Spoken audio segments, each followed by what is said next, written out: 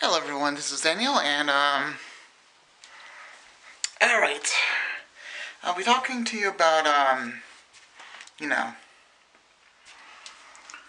what you should be, basically,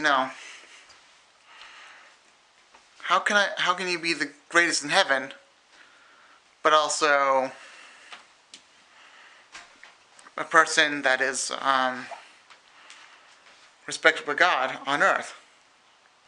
Okay, so, how do you do that? So I'm going to tell you right now, how do you become the greatest how do you become the greatest person in heaven just by what you're doing right now on earth? Let me tell you the truth. You must be the least person on earth to become the greatest person in heaven. For many will be the greatest in heaven that are actually that are the least on earth. He didn't say if all of them were, but many of them. Now, there are a few countries where just about everyone is rich. But that just means, the person that's least in that country, basically, they're considered the least of the person on earth in that country. So, what I'm trying to tell you is, if no one respects you, unless you're a really, really amazing person, unless no one respects you, that you will be the greatest person in heaven. But if you are a very influential speaker and a very influential person, you actually be, you'll probably be the greatest person in heaven, but also the person who was the very least person on earth will be the greatest person in heaven, or will most likely. So, what things must you do in order to be the greatest in heaven? Well, let me tell you something right now. Just know that you're a sinner. Take all of your flesh away, make it become the least of the persons. Just say that you're the worst sinner that you can possibly be, and then just have God basically forgive you. That's one of them. Then there is also the fact that you must not be trying to be rich. You must try to be poor and get money from the government, from America. And in other countries, you must also become a poor person and have basically people supporting you. You must be a person that is supported on earth. And, unless you have really good skill, just become, a person that is of that skill set. I mean, you could be a firefighter because of that skill, or you could actually be a person that is let's say, a volunteer job as a ghostwriter. You could be a ghostwriter and be a volunteer ghostwriter. And those are the only two things that I kind of think that are, the best idea for that kind of thing. And if you're really good with computers, you don't want to make your own business because I've been making money. But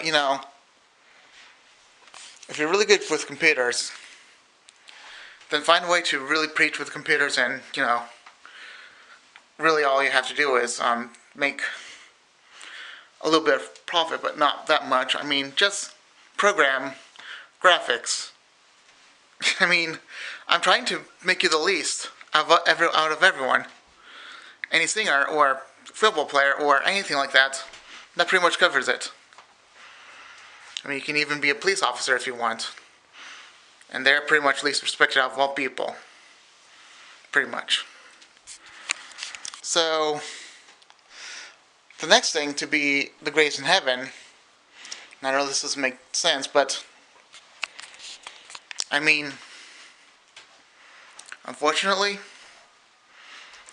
the Bible does contradict itself seemingly. But why does it? I know I lost a lot of people by saying that, but why does it contradict itself? Does it really contradict itself? Of course not. What the Bible is doing is making a whole lot of middle ground. And what the example is you must have only the middle ground amongst you. You must not be fully lawful, where you're actually only going for perfection, and you must not be saying, "Oh, I cannot be a lawful person," and you must not know that you're a sinner, basically, and just go completely contrary to the law, because the Bible goes against law. So, where must we go? Try your best. Try your best and become the person that everyone wishes to be, but not really. How is this even true? If you're a person that is a sinner, just, call out on Jesus' name and have Him forgive you, but also get His Holy Spirit so He can guide you. No one's going to be perfect. I do know that.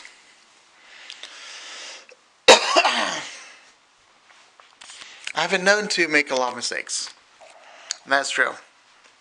And yes, Lord, I have made a lot of mistakes. I know that. But does it mean I'm going to hell? Well, sorry, I have something gummed up. What, does it mean I'm going to hell? Well, no. Doesn't mean when I sin, I go to hell, but sin on the other side just says, if you sin, you will go to hell. So where are we going from this point on? The only thing you can do is have Jesus forgive you, like I said. That's the only thing that can actually help you. And then get His Holy Spirit to actually correct you. Because almost everyone needs His Holy Spirit to correct them. And if they have a body that is, like the Holy Spirit, that's completely rare, but, But we also need the Holy Spirit just for gifts. Because once we have the Holy Spirit, your gifts will be found. Once you have the Holy Spirit, and you will need them. Because the devil is much stronger, much more clever. He is in all ways much greater than all human beings on earth combined. He is a spirit. His mind is infinitely greater than ours. And he will say that someday. I'm pretty sure. So, in that regard, we just cannot fend him off. We need God's Spirit to win this. If we do not have God's Spirit, we will perish. So, basically, in many regards, we have to fight the middle ground. And I will not go make a video of the middle ground, because there's only one person for each time. But let me just say something that will clearly get people paying attention. When people think they have it all, they don't really have it all. They practically have nothing. Because they thought they're popular on the internet with God. They think they have good speeches, but with no good speech, you still make it to heaven in the greatest, most possible way. Because a person with Down syndrome that has the Holy Spirit, with no speech and has nothing, and can't get anyone, but when he talks to someone and only gets one person, and that one person is a good speaker, and that person with Down syndrome has many stutters and is really in some way dumb, but it's not just his speech that taught that person. It was his childlike faith towards God that got the person to think. And that will, in fact, by the way, make him the very greatest person in heaven. So, heaven is not going to replace what you think it is. by the way, it's going to be the opposite. People who are the lowest of servants are going to be in heaven. People that have disabilities, almost a whole bunch of people with disabilities are in heaven. People with very bad track record are in heaven. Everyone that, heaven does not deserve will be in heaven. And people that are, faithful towards God, people who are good speakers and all that, who are, that sacrifice cattle in all of Israel without blemish or blame or anything like that. No. That cattle is sacrificed for a reason. Why is that cattle sacrificed?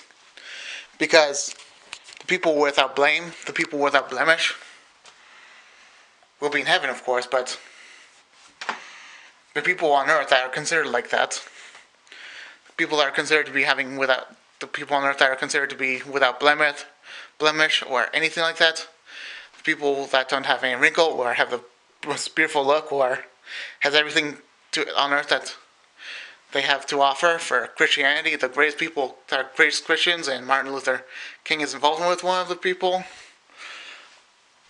I mean, even Abraham Lincoln had been a most influential person, but they're the lowest people in heaven. The very lowest people in heaven. People that offend people are the greatest people in heaven. And Paul was the very least person in heaven. And so was Peter, who had the keys to heaven. He was the least person in heaven. Stephen was a low person in heaven. But David was influential to God and everyone else. He only had Psalms. And he was barely a low person in heaven. And of course, James had his offensive speech. He was barely known in the Bible, but, he would have been a low person in heaven. John, who had all these prophecies about the future, he was the very lowest person in heaven. So, yes, the truth will shock you. And,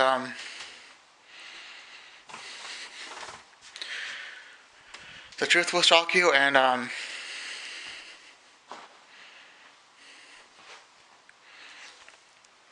the truth will shock you. Basically, what I'm saying right now is that, do you know that, oh man. So, the truth will shock you, and that's pretty much what I'm going to leave it at, but,